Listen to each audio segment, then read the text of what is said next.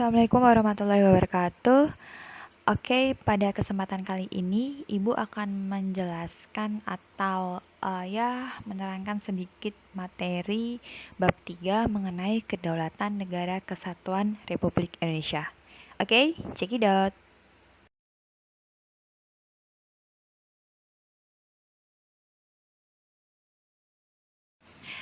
A. Hakikat dan teori kedaulatan. Pengertian kedaulatan. Jadi kedaulatan itu berasal dari kata daulah yang artinya kekuasaan tertinggi. Sehingga kedaulatan itu mempunyai arti yaitu kekuasaan tertinggi untuk membuat undang-undang dan melaksanakannya dengan semua cara yang tersedia. Dapat ditarik garis besar atau benang merah. Kedaulatan itu adalah kekuasaan tertinggi di suatu negara, di mana ia bebas, mau ngapain aja itu bebas karena dia mempunyai kedaulatan di negara tersebut, kayak gitu.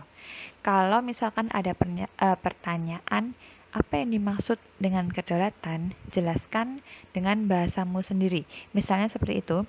Terus kok kalian jawab, kedaulatan adalah kekuasaan tertinggi di suatu negara untuk melaksanakan wewenang dan tugas serta tanggung jawabnya, kayak gitu. Nanti Ibu udah betulkan, nggak terlalu sempurna tapi it's okay lah, kayak gitu, bener. Kemudian next, nah negara kita ini menganut yang namanya kedaulatan rakyat. Jadi kedaulatan itu kan banyak ya, ada kedaulatan Tuhan, kedaulatan raja, kedaulatan hukum, kedaulatan rakyat dan lain sebagainya. Nanti Ibu jelaskan di belakang. Di sini negara kita ini menganut yang namanya kedaulatan rakyat, di mana pemerintah itu mendapatkan mandat langsung oleh rakyat untuk rakyat, dari rakyat, oleh rakyat, dan untuk rakyat, kayak gitu. Pemerintahan oleh rakyat di sini maksudnya pemerintah yang ada diselenggarakan dan dilakukan oleh rakyat sendiri. Jadi yo sing nglakokke iku rakyat, saka rakyat juga, untuk siapa? Untuk rakyat juga, kayak gitu. Hal ini serupa dengan demokrasi, kayak gitu ya. Kemudian bagaimana pelaksanaan kedaulatan rakyat di Indonesia ini? Jadi pelaksanaan prinsip kedaulatan rakyat itu dapat dilakukan melalui demokrasi langsung dan demokrasi perwakilan. Nah, kalau yang demokrasi langsung itu kayak gini nih. Kita itu kayak terlibat langsung dalam sebuah musyawarah atau sebuah perundingan. Kemudian kita ikut andil dalam memutuskan suatu keputusan di musyawarah tersebut, kayak gitu. Kita individu ikut terjun langsung, kayak gitu. Itu demokrasi langsung. Nah, kalau demokrasi perwakilan itu yang seperti apa? Demokrasi perwakilan itu kayak kita ada pemilihan umum di mana kayak ada pemilihan DPR, kemudian DPRD gitu-gitu. Jadi kita menunjuk perwakilan, bukan menunjuk perwakilan sih. Jadi kayak kita sebagai rakyat ini memilih warga lainnya sebagai wakil yang duduk di lembaga perwakilan, kayak gitu. Memilih orang lain untuk supaya dia ini jadi wakil kita dari rakyat, kayak gitu. Itu yang apa tadi? Demokrasi perwakilan. Intinya kalau demokrasi langsung kita ikut andil dalam memutuskan sebuah musyawarah, entah itu dalam perumusan perundang-undangan atau yang lain. Kemudian kalau demokrasi perwakilan, gampangnya itu contohnya ketika kita memiliki hak suara, hak untuk memilih wakil daerah, misalnya wakil perwakilan dari sebuah daerah kayak pemilihan DPR, DPRD, dan lain sebagainya.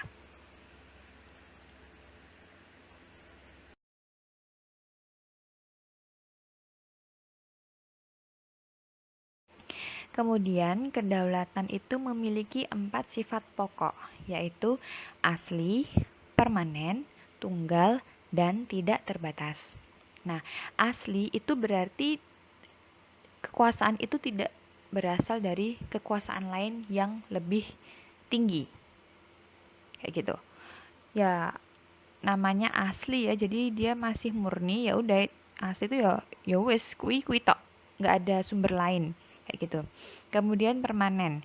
Permanen itu kekuasaan tetap ada sepanjang negara tetap berdiri walaupun pemerintahan sudah berganti. Contoh, contoh eh Presiden SBY ini kan dia pegang pemerintahan selama periode 5 tahun ya. Di situ ada kedaulatan atau di situ Pak SBY itu memegang kekuasaan untuk misalnya dia sebagai pelaksana eksekutif misalnya. Dia lembaga eksekutif misalnya. Kayak gitu. Itu tidak akan lenyap ketika Pak SBY ini sudah tidak menjadi presiden.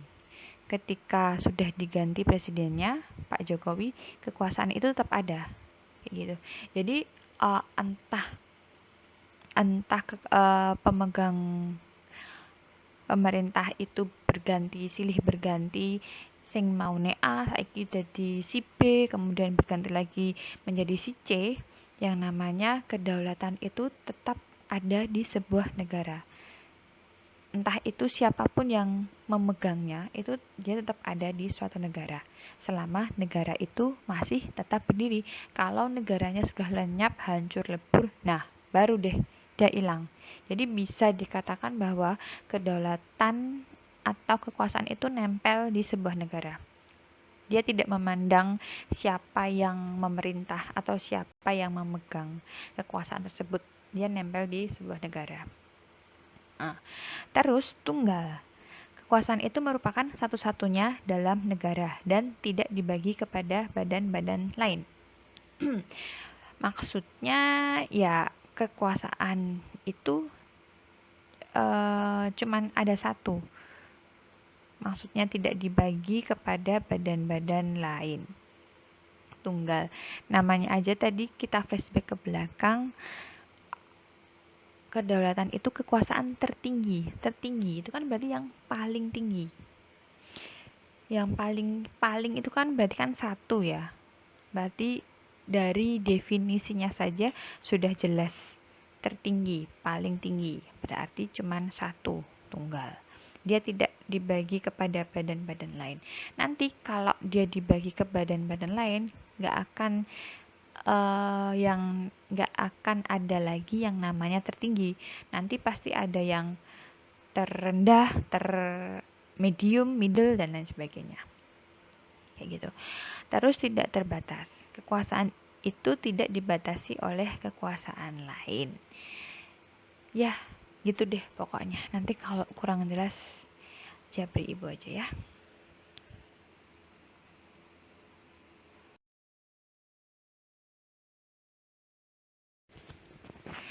Next, kemudian kedaulatan ini terdiri dari dua bentuk, yaitu kedaulatan ke dalam dan kedaulatan keluar.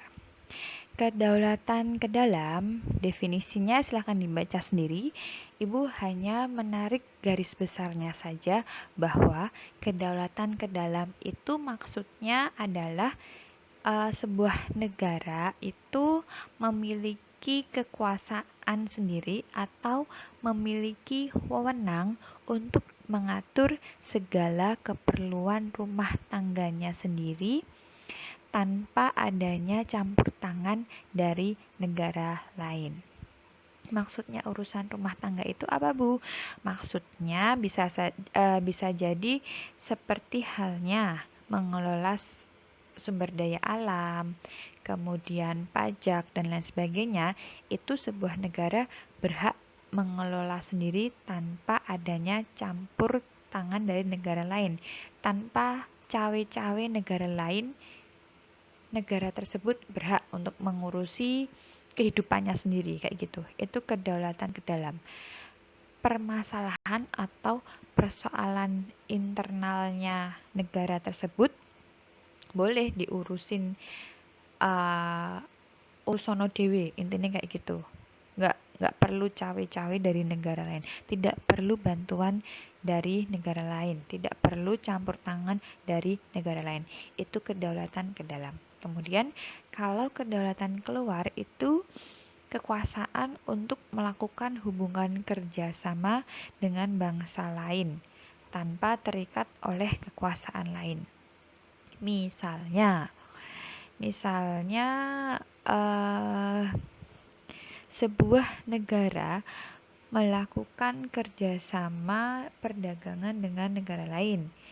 Itu. Terus, negara X melakukan perjanjian mengenai perdamaian atau apalah dengan negara lain. Intinya hubungan kerjasama dengan negara lain. Itu berarti kedaulatan keluar. Namanya aja keluar ya, berarti dengan pihak eksternal. Kayak gitu.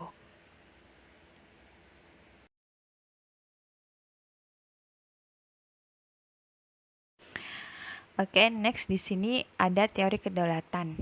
Jadi ada beberapa ahli kenegaraan yang berpendapat atau mengemukakan teori-teorinya mengenai kedaulatan.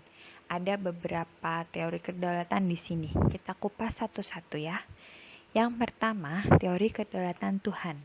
Teori kedaulatan Tuhan ini merupakan teori yang pertama dalam sejarah kedaulatan. Jadi teori ini beranggapan bahwa negara dan pemerintah ini mendapatkan kekuasaan tertinggi itu dari Tuhan. Datangnya dari mana? Ya dari Tuhan. Kayak gitu. Ya, gitu deh pokoknya. Karena apa? Kenapa sih dari Tuhan? Ya karena mereka menganggap bahwa Tuhan itu merupakan asal dari segala sesuatu. Termasuk itu tadi kedaulatan kayak gitu. Kemudian dari kedaulatan Tuhan ini dia menelurkan sebuah teori yang namanya teori kedaulatan raja.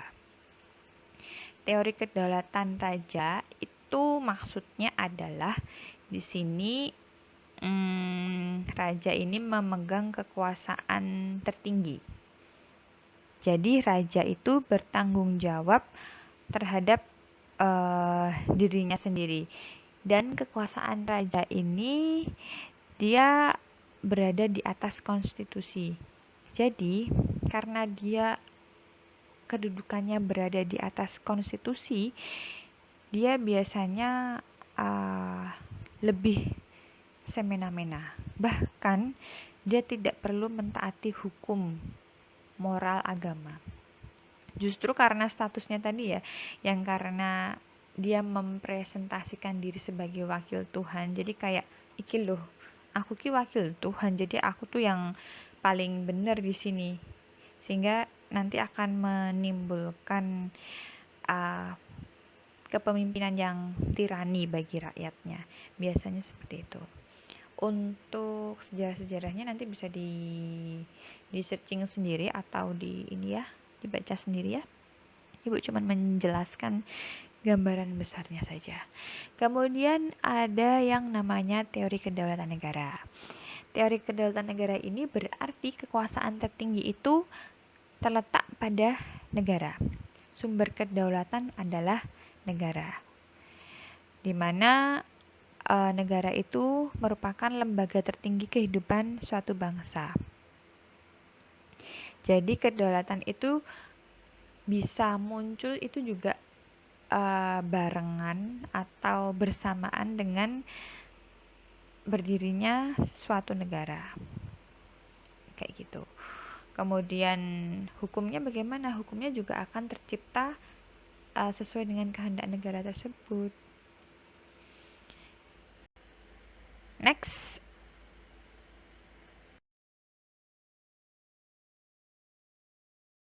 Ada teori kedaulatan hukum. Teori kedaulatan hukum berarti kekuasaan tertinggi atau kekuasaan pemerintah atau kekuasaan tertinggi di sebuah negara itu ada pada hukum yang berlaku. Jadi hukum di sini yang membimbing kekuasaan pemerintah. Entah itu hukum tertulis maupun yang tidak tertulis. Di kelas 8 dulu kan Ibu pernah kalau nggak salah pernah menjelaskan bahwa hukum ini ada dua, yang tertulis dan yang tidak tertulis. Kalau yang tertulis itu kan berarti ya undang-undang, perpu, terus apa? Ya itulah, banyak, silahkan dilihat lagi materinya. Itu yang tertulis. Kalau yang tidak tertulis itu kita bisa menyebutnya sebagai konvensi.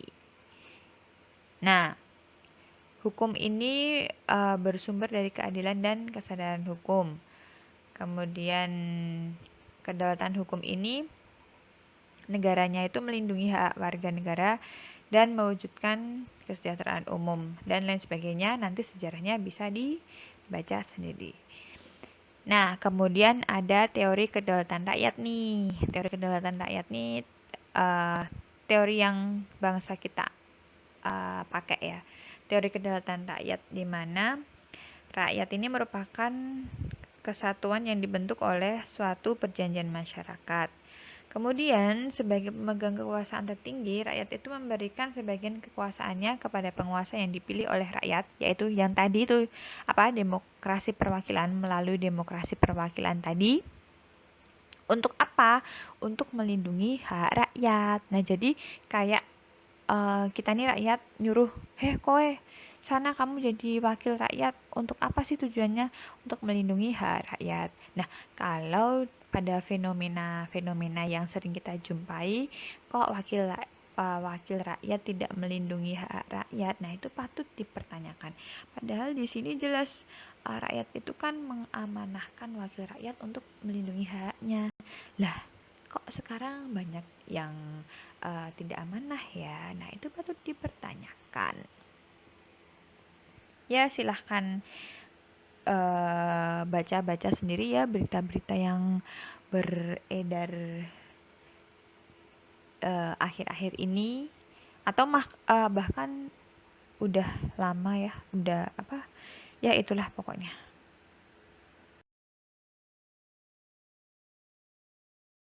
Nah, ternyata teori kedaulatan rakyat itu ada beberapa pelopor. Siapa saja? Kita lihat satu persatu. Yang pertama ada J.J. Rousseau. Nah, J.J. Rousseau itu mengatakan bahwa kedaulatan itu merupakan perwujudan kehendak umum dari suatu bangsa yang merdeka yang mengadakan perjanjian masyarakat atau social contract. Kemudian ada siapa lagi?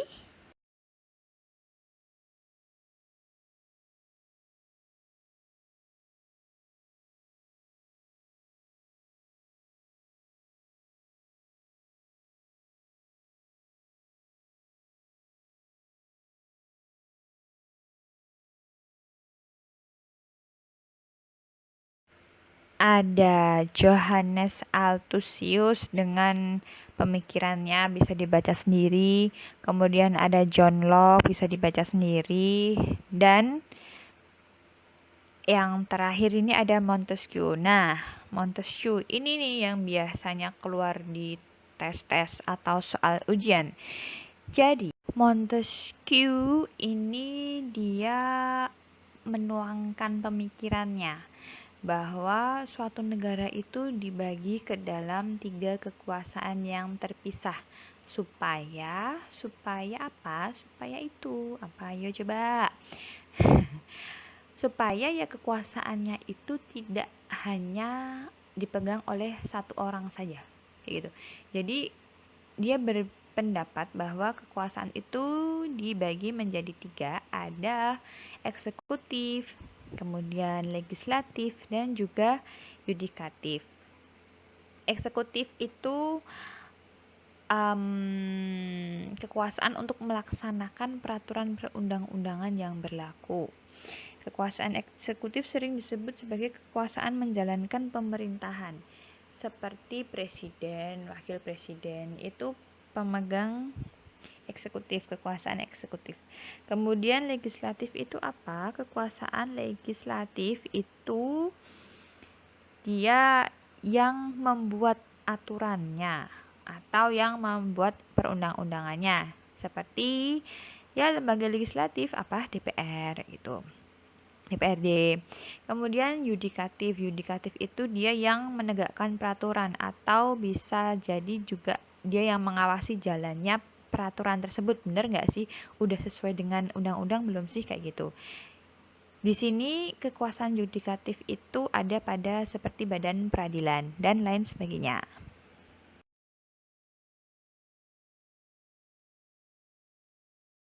Kemudian next, dari tadi Ibu menyebut demokrasi, dan demokrasi. Sebetulnya apa sih demokrasi itu? Jadi, dari etimologi demokrasi itu berasal dari 2 kata, yaitu demos dan kratein. Demos itu artinya rakyat, kratein itu artinya pemerintah. Jadi kalau secara bahasa nih, secara harfiah itu demokrasi itu berarti pemerintahan rakyat. Udah jelas kan, pemerintahan rakyat, berarti kan pemerintahan itu dijalankan oleh rakyat. Dari siapa? Dari rakyat. Untuk siapa? Untuk rakyat, kayak gitu. Nah, dalam perkembangannya demokrasi ini mengalami pasang surut. Nah, Budiarjo atau Miriam Budiarjo itu mengemukakan sejumlah syarat dasar untuk terselenggaranya pemerintah yang demokratis di bawah rule of law. Rule of law itu peraturan yang berlaku atau hukum lah, intinya kayak gitu, sesuai dengan peraturan hukum yang berlaku. Sebagai berikut, 1, 2, 3, 4, 5, 6 dibaca sendiri, jelas ya.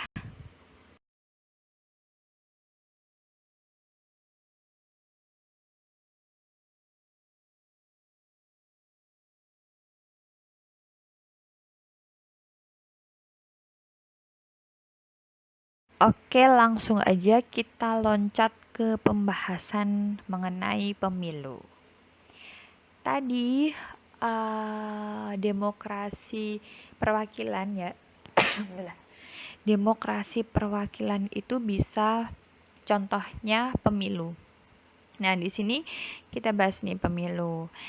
Jadi pemilu ini merupakan salah satu contoh perwujudan dari kedaulatan rakyat dan demokrasi. Demokrasi apa? Demokrasi perwakilan.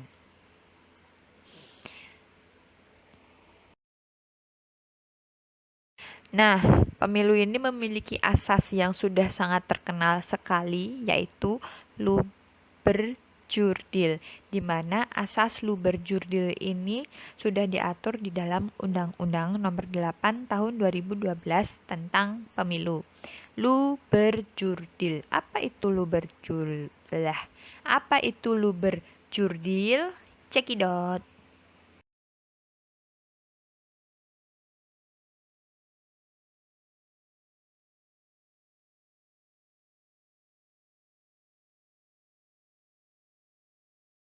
Luber.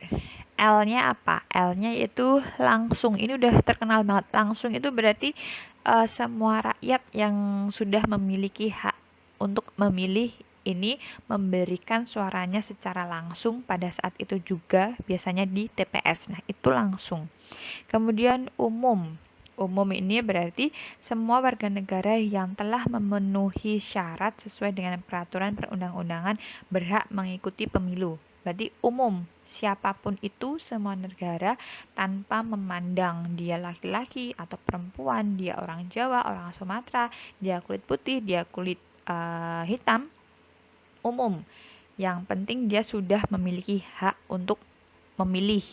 yaitu salah satunya harus sudah punya KTP. Nah, itu umum. Kemudian bebas. Jadi semua warga negara yang sudah memiliki hak untuk memilih tadi terserah, bebas mau pilih mana aja calonnya yang mau dipilih tanpa tekanan dari manapun dan apapun itu bentuknya.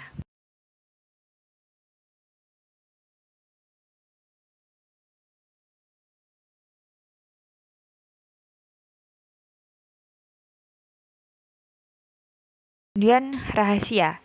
Jadi setiap pemilih itu apabila dia nyontreng atau nyoblos yang dipilih itu dijamin rahasia, dijamin orang lain tuh nggak bakalan tahu kamu milih siapa, dia milih siapa, itu nggak bakalan tahu karena itu rahasia. Dengan jalan apapun dia tidak akan mengetahui karena rahasianya itu sudah dijamin. Ya gitu. Terus jujur. Penyelenggara pemilu semuanya dari aparat pemerintah, peserta pemilu, pengawas, pemantau dan lain sebagainya itu melaksanakan pemilu dengan jujur sesuai dengan peraturan perundang-undangan. Ya tadi apa? Undang-Undang Nomor 8 Tahun 2012. Kemudian adil. Setiap pemilih itu mendapatkan perlakuan yang sama serta bebas dari kecurangan pihak manapun.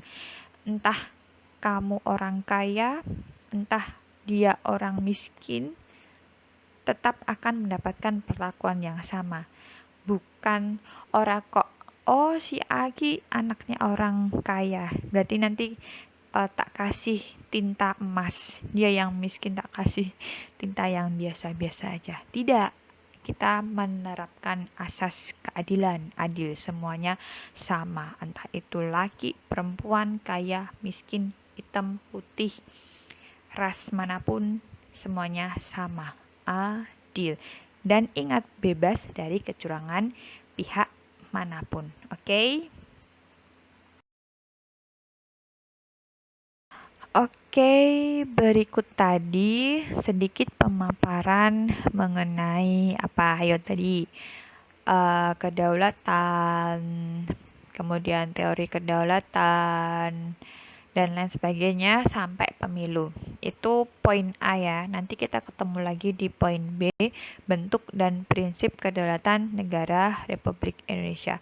Sebenarnya sudah disinggung sedikit di bab subbab ini, tapi akan lebih dijelaskan, diperjelas lagi, didetailkan lagi di sub B, yaitu bentuk dan prinsip kedaulatan negara Republik Indonesia. Oke, jangan bosan untuk membaca materinya di buku paket karena Ibu di sini hanya menjelaskan garis besarnya saja. Selebihnya silahkan kalian searching sendiri, di googling sendiri banyak di buku paket ataupun sumber yang lain. Kemudian kalau ada yang kurang jelas, WA Ibu 24 jam nonstop, silahkan japri Ibu. Oke, terima kasih. Wassalamualaikum warahmatullahi wabarakatuh.